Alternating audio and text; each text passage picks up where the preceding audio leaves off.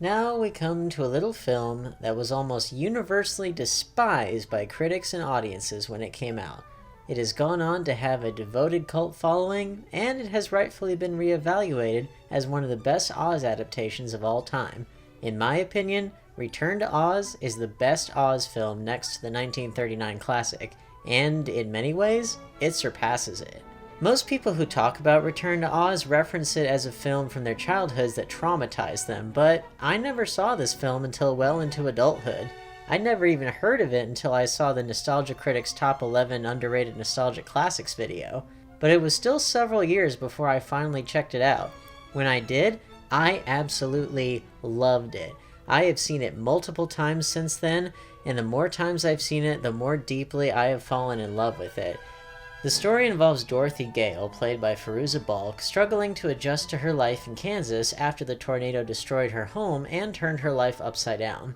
She struggles with insomnia, and her thoughts constantly drift back to the land of Oz, which no one else believes in except for her.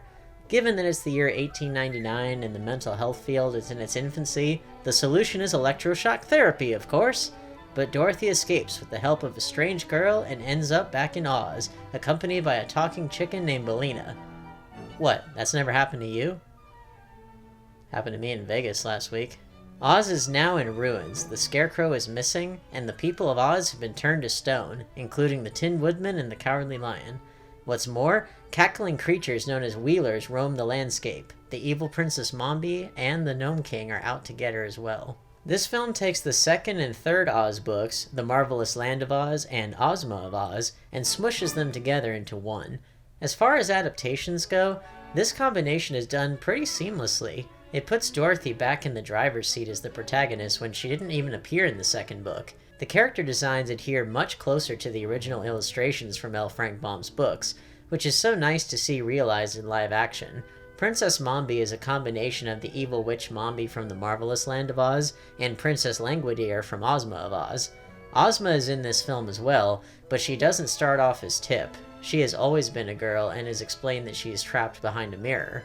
I mentioned that this film surpasses the 1939 film in many ways, and I stand by that. I still say that the Judy Garland classic is the masterpiece that we all know it to be, and without it we wouldn't have cinema as we know it today, but let me elaborate on what I mean. The Wizard of Oz has a lot of similarities to Star Wars Episode 4 A New Hope, in terms of story structure, tonal balance, humor, rewatchability, and so forth. In fact, A New Hope owes its very existence to The Wizard of Oz having cemented the concept of three-act story structure on screen. Return to Oz is much more comparable to The Empire Strikes Back. In both stories, things aren't as easy as they used to be. The protagonists get tested and tempted, and they feel a great burden of responsibility weighing down on them. There's also a much greater psychological exploration of the protagonists in both films. In Return to Oz, Dorothy has to grapple with the loss of her home in Kansas, her identity, her imagination, and even her mind, as the doctors threaten to rid her of her memories of Oz with electroshock therapy. As someone whose greatest fear is identity loss, this resonated with me a lot.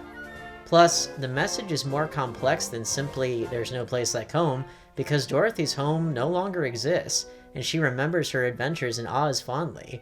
But upon returning to Oz, darker and more terrifying aspects of it get revealed, forcing her to maintain aspects of both Oz and Kansas, symbolized by the two-way mirror that Ozma grants her at the end, which allows her to always have a way back. I also want to give an extra special shout out to Fairuza Balk's portrayal of Dorothy. Judy Garland laid the groundwork and was perfect for her take on the character in a musical, but she was also a 17-year-old playing someone who's supposed to be much younger.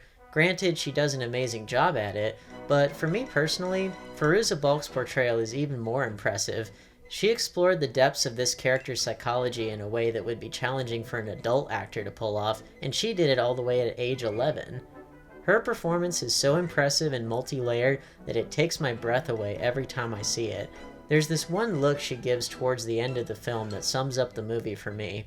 It's a look that combines relief, loss, uncertainty, and trauma all in one haunting expression. I'm not kidding, this is some of the best acting I've ever seen, and it's especially great because it's coming from a child. I don't think Fairuza Balk gets anywhere near the praise she deserves for this role. So with all the praise that I heaped on Return to Oz, why was this film so despised when it came out?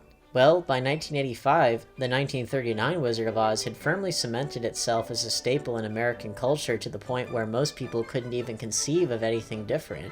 It's still a problem that Oz adaptations struggle with today. Many people said it was too dark for kids and very unpleasant. I think this comes down to a matter of expectations. If people expected that the film would be a lighthearted musical, then I can imagine why they wouldn't like it instead of accepting it on its own merits. So, despite being a critical and commercial flop at the time, I'm so thankful that this film is starting to get the respect it deserves. I think it's a challenging film for kids and adults, and the lessons it has to teach are complex and even moving.